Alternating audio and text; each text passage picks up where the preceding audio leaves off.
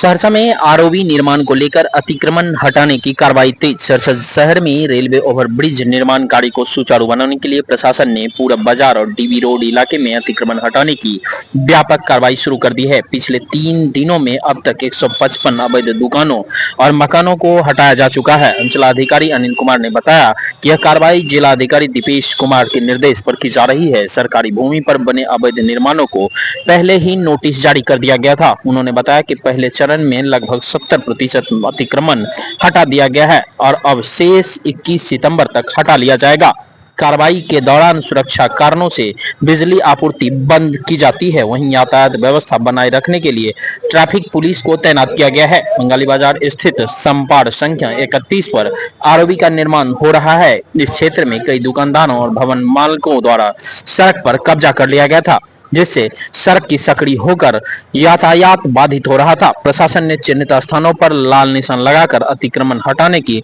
कार्रवाई शुरू कर दी है। इस कदम से आने वाले दिनों में शहर की यातायात व्यवस्था सुगम होने की उम्मीद जताई जा रही है। जैसा कि आप सभी लोगों को पता है कि पिछले सप्ताह हमारे आदरणीय जिला पदाधिकारी महोदय द्वारा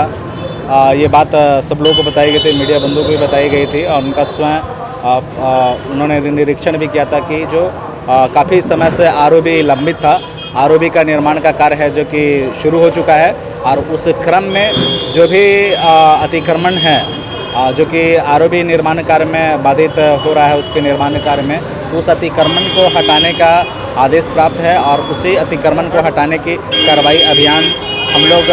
पहले चरण में शुरू कर चुके हैं और लगभग पिछले 3 दिनों से ये अतिक्रमण हटाने का कार्य चल रहा है, जिसमें कि पूरब बाजार और डीबी रोड सहित सारा क्षेत्र है। लगभग 155 लगभग दुकानें हैं जो कि अतिक्रमण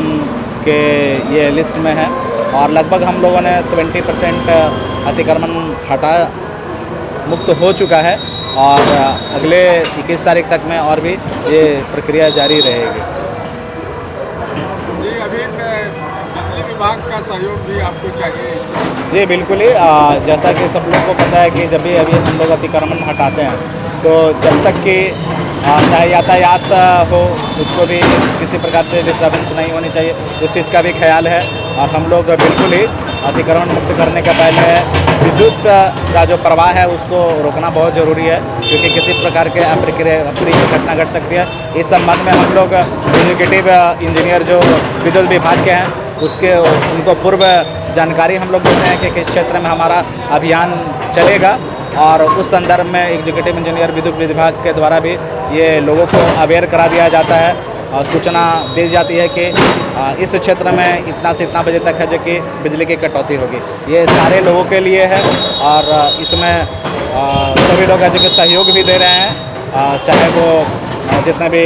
जिनकी दुकानें हैं, जिनका घर है, इनके तरफ से कोई भी किसी प्रकार की है जो कि असहयोग या फिर किसी प्रकार की असहज स्थिति उत्पन्न नहीं की जा रही है, तो ये एक प्रशासन के